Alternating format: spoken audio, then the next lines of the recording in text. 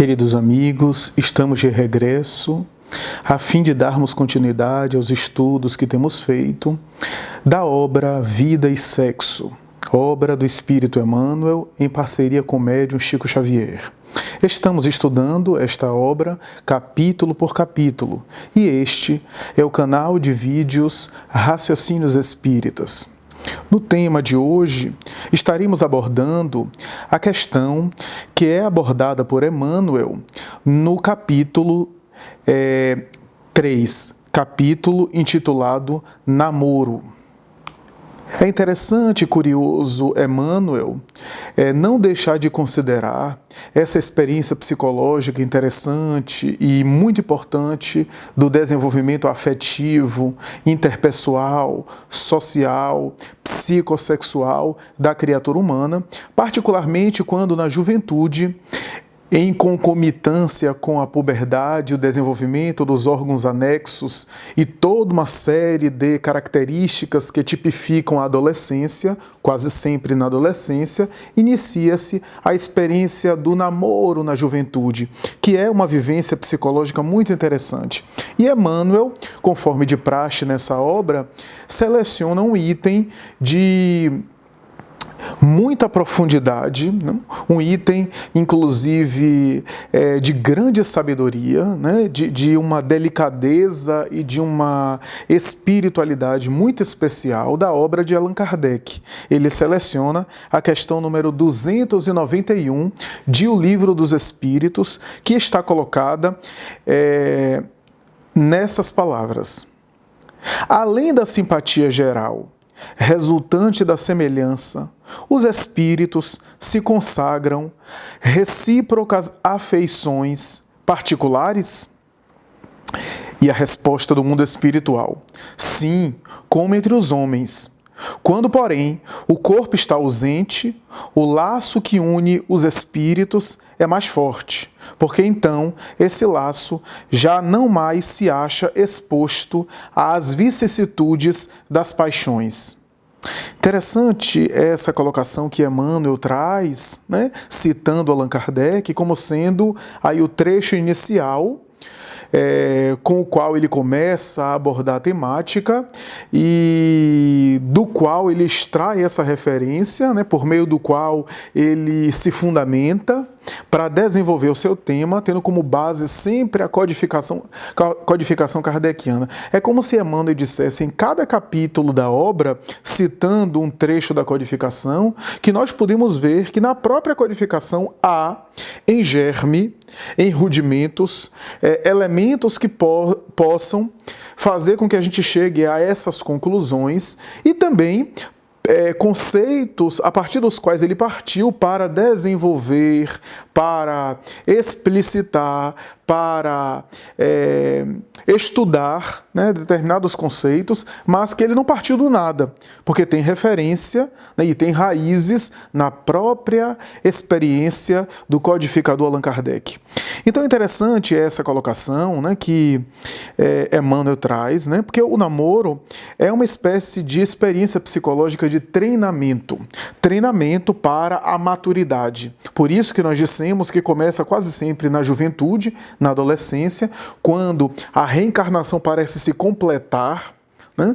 A reencarnação se inicia na fecundação, mas ela não termina na fecundação, ela tem fases em que o espírito vai mergulhando na matéria e se apropriando, a ponto de Emmanuel e outros autores, inclusive André Luiz, estabelecem até o período de 7 anos, quando a reencarnação se completa, no sentido de que o espírito já mergulhou na matéria, né, e já não está tão assim livre, né? Já não está tão assim emancipado do corpo, né? E por isso que ele é mais acessível às influências educacionais do 0 aos 7 anos, o que reconhece a própria psicologia acadêmica formal, né?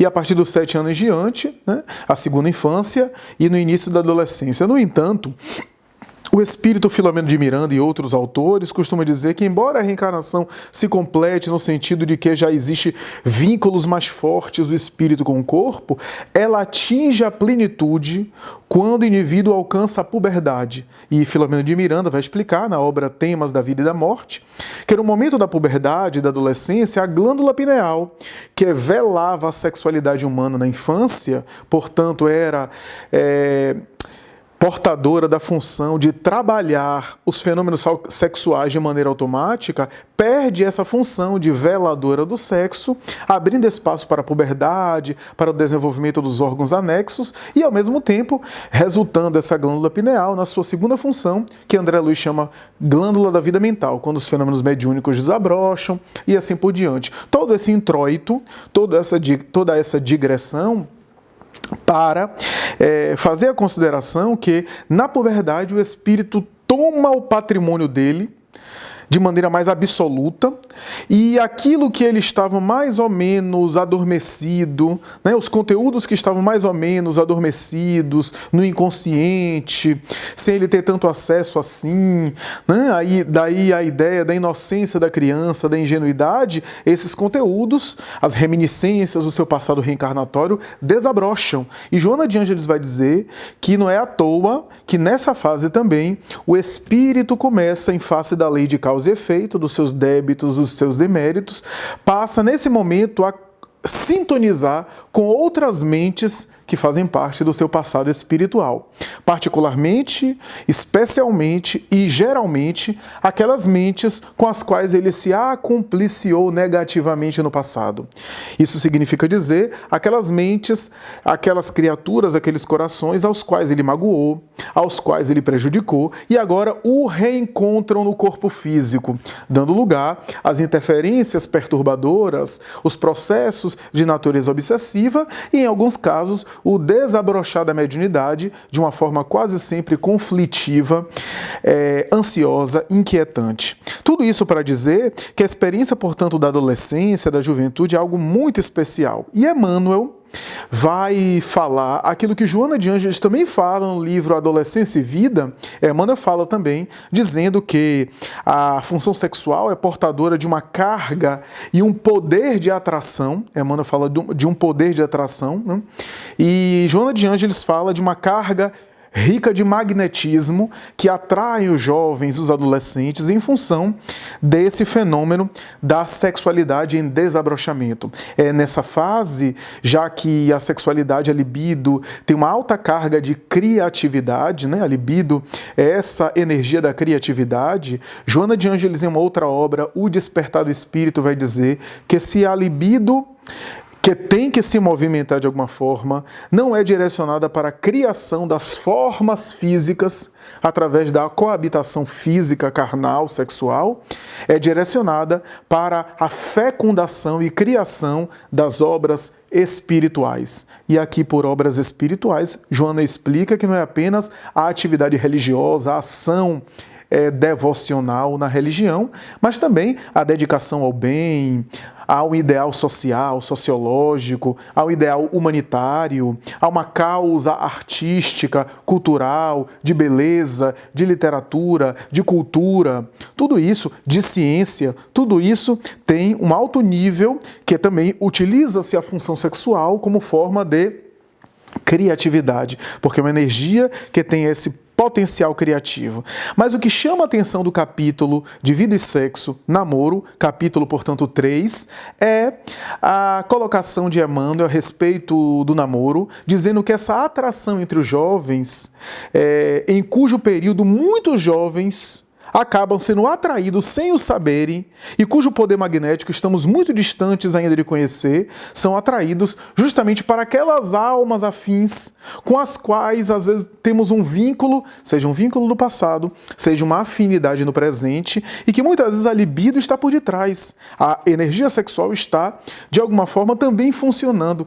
E Emmanuel, curiosamente, chama esse enamoramento de um doce mistério. Ele chega a dizer que o assunto pode ser considerado um doce mistério se nós desconhecêssemos a realidade da reencarnação. E ele vai estabelecer dizendo que há programas reencarnatórios prévios. Há determinados programas com os quais a alma se compromete. E no mundo físico, ela se sente atraída por um impulso magnético na direção de outros seres com os quais se programou para se reencontrar. E aí estabelecer as ligações que começam no namoro como uma fase preparatória e até do desenvolvimento da maturidade, para mais tarde as relações mais estáveis, mais maduras e também de atritos, de dificuldades, né? E assim por diante. Esses programas reencarnatórios prévios, Emmanuel vai dizer o seguinte, que pode ser um compromisso que o espírito firmou antes do berço,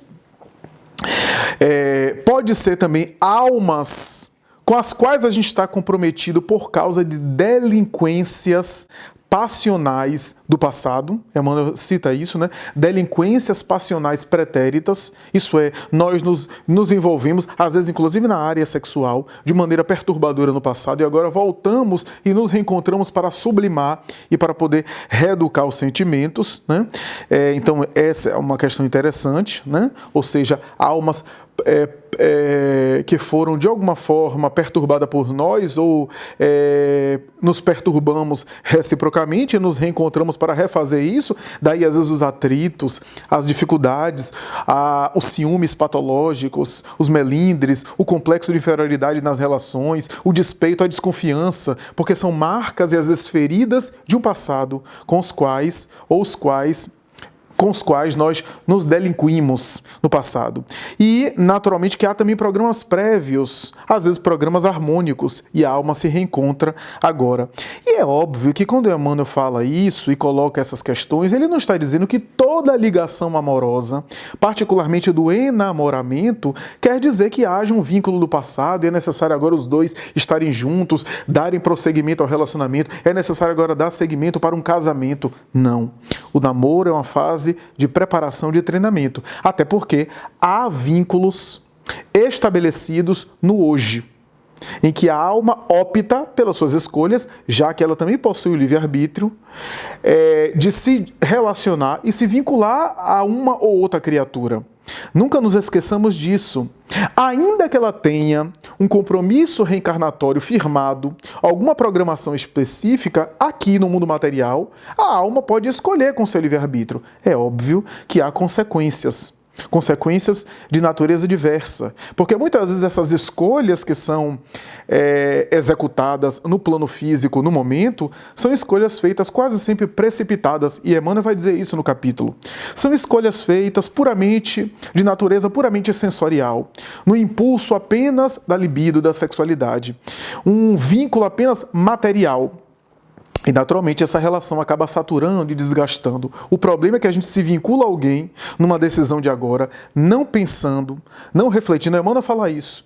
Antes de dar prosseguimento a um vínculo mais profundo e uma vinculação mais forte, nenhum tipo de puritanismo nesse discurso, não é isso. Não é nenhum tipo de discurso de dizer, de tomar uma posição. Emmanuel não entra nesse sentido, né, de tomar uma posição se o sexo pode ser antes do casamento ou só depois do casamento. Ele não entra nesse mérito, mas não podemos negar que um vínculo, e no namoro juvenil, um vínculo sexual aprofunda a ligação e, naturalmente, aprofunda a responsabilidade. E, às vezes, por falta de maturidade, os parceiros acabam aprofundando de maneira precipitada e depois, naturalmente, que se gera dependências psicológicas, vinculações afetivas e, naturalmente, que agora somos responsáveis também às lesões na alma alheia, desenvolvendo, às vezes, débitos esses que iremos responder mais tarde, inevitavelmente, porque tu és responsável por tudo aquilo que cativas, como diz o Pequeno Príncipe na obra famosa. Então, há vínculos estabelecidos no hoje, é natural. Não estamos dizendo necessariamente que todos os vínculos que nós estabelecemos hoje são negativos. Quantas almas escolhem, optam e levam adiante, e vínculos estabelecidos em harmonia, em afinidade. O problema é que muitas vezes acontece o seguinte: eu, por precipitação, me vinculo a alguém. Às vezes apenas por um desejo sexual, por um impulso da libido mal controlada, mal direcionada e me vincula àquela pessoa. E esse vínculo, que se vai aprofundando, gera afetividade, apego, dependência, gera vinculação numa alma. Nós não sabemos a resistência de outra alma. Às vezes, compromissos maiores, porque dessa vinculação, às vezes, vem filhos, vem uma prole. É óbvio, a fecundação abre espaço para a reencarnação, é óbvio. E vem filhos, etc. E muitas vezes temos uma alma querida em nosso programa evolutivo, em nosso programa reencarnatório, estabelecida para se reencontrar conosco. Só que nesse íntere, fizemos um vínculo com aquela alma. E de repente, a alma nossa querida, o afeto querido nosso, aparece. Eis aí um drama que acontece muito e que quase sempre derrapa-se em experiências extraconjugais.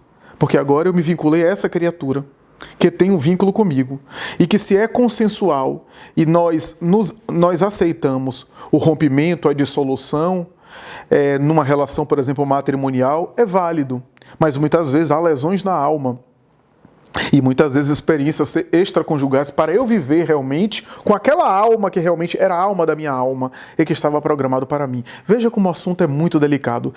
Muitas vezes quando nós abordamos esse tema, alguém pergunta assim, mas como saber qual é a alma da gente? Ah, se nós soubéssemos com facilidade, com garantia, com clareza. Mas se nós soubéssemos também, perderíamos o livre-arbítrio, o mérito e o demérito da experiência, que faz o espírito evoluir, que faz o espírito crescer. No entanto, se nós pararmos para ter vida interior, para ter uma experiência de silêncio interno, muitas vezes perceberemos.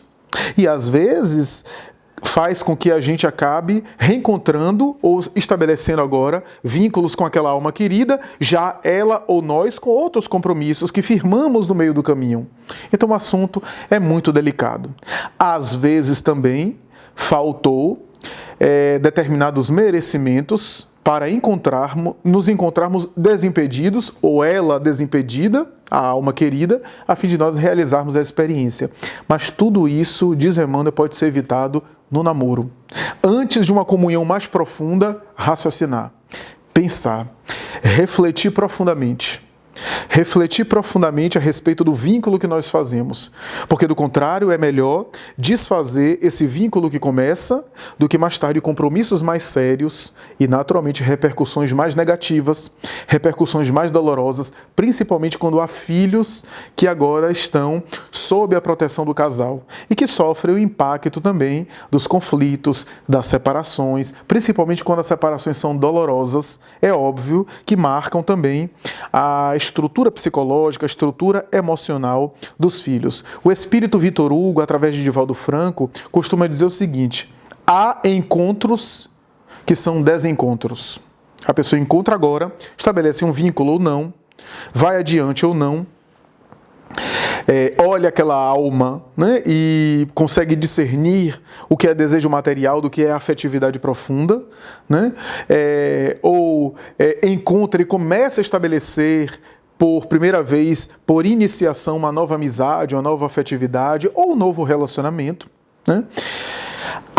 Mas Vitor Hugo vai dizer, há encontros que são encontros, há encontros que são reencontros, vínculos do passado, e há reencontros que são verdadeiros desencontros, onde nós reencontramos almas do passado, às vezes amantes que estão em outros papéis, e que nós nos encontramos agora para sublimar o sentimento de outras formas, né? Vínculos sexuais perturbadores e vulgares, que nós às vezes nos batemos com essas pessoas no meio do caminho, como provas para superar, para passarmos no teste de avaliação. E a pessoa também. Porque muitas vezes, ao nos reencontrarmos com esses vínculos sexuais também perturbadores, estamos já em situações ou comprometidas, ou em outra situação que impede uma vivência e que, naturalmente, nós devemos transferir, se é um amor verdadeiro, para uma outra oportunidade, ou, se não, educarmos-nos, né? E assim por diante. Às vezes, a divindade, através do casamento, oferece esses vínculos queridos na condição de filhos, para que a gente sublime os sentimentos, né? Emmanuel vai dizer, positivada a simpatia mútua, é chegado o momento do raciocínio. E mais adiante ele diz: diminuta é ainda no planeta a percentagem de pessoas em qualquer idade física habilitadas a pensar em termos de autoanálise quando o instinto sexual se lhes derrama do ser. Então é interessante isso. E no final do capítulo, Emmanuel vai fazer a consideração a respeito do doce mistério. Ele vai dizer que esse doce mistério, que ele chama de namoro, essa atração das almas do bentes, tem, entre vários fatores, tem principalmente um fator especial que ele destaca. E que é muito curioso Emmanuel colocar esse fator. Ele vai dizer o seguinte, que muitas vezes os espíritos que compõem a atmosfera do casal, ou de um parceiro, ou de outro, ou dos dois, às vezes espíritos que têm a ver com os dois, quando são almas previamente programadas, ou pelo menos de um dos dois, esses espíritos que rondam a atmosfera do casal, são muitas vezes inteligências desencarnadas que estimulam o envolvimento amoroso, o envolvimento afetivo. Daí o doce mistério, o doce encantamento. Por que o doce encantamento? Porque não estamos, às vezes, apaixonados sozinhos. Estamos também sendo acionados por um estímulo. Né? Quantas vezes aquela jovem que era tão fascinada pelo marido ou pelo namorado, e mais tarde, ao ser mãe, aquele estímulo que era uma alma querida que envolvia ela, agora se corporificou na condição de filha. Ela continua amando o marido, mas não com aquele entusiasmo todo. Por quê? Porque agora se corporificou. E aquela alma querida agora que tem fascinação pelo pai. Ou o contrário, quantas vezes o marido que tem um verdadeiro endeusamento pela esposa. E mais tarde, esse endeusamento diminui, não no sentido que o amor acabe, não, mas se modifica um pouco, porque havia uma outra alma que a amava também e que se corporificou na condição de filho. Então, é interessante esse doce mistério. E Emmanuel vai dizer que esse estímulo dessa atmosfera espiritual estimula o envolvimento do casal, o encontro amoroso, para que eles possam se corporificar na condição de filhos. Porque muitas vezes os filhos do casal são espíritos que já rondavam a atmosfera, a psicosfera dos nubentes. E naturalmente, e Emmanuel vai dizer, chamando a atenção, alertando, dizendo que esse estímulo, ele não coloca necessariamente na sua totalidade tudo bom, não. Na sua totalidade sempre bom, não. Ele coloca com cuidado, inclusive com um alerta, dizendo que às vezes esses espíritos, porque não se trata aqui de espíritos necessariamente superiores, são os futuros filhos nossos, né? Muitas vezes estimulam de maneira precipitada. E aí Emmanuel vai dizer, daí às vezes os casamentos súbitos, as decisões de casar de maneira súbita, repentina e às vezes precipitada. Os estímulos à paternidade e à maternidade de maneira acelerada, rápida, repentina. Muitas vezes são esses espíritos. Cabe, no entanto, ao casal, aos nubentes, pensarem muito, refletirem, para que depois que esse doce mistério diminua e passe, o amor verdadeiro possa predominar e levar em diante, se não um amor intenso, pelo menos a compreensão fraternal, a generosidade e a gratidão em relação ao ser querido no relacionamento a dois, porque sempre responderemos, e Emmanuel acaba com isso, sempre responderemos em débitos muito graves, as lesões na alma que gerarmos em relação a outras pessoas, quando as conquistarmos, quando as envolvermos, quando as seduzirmos pela força magnética das expressões sexuais.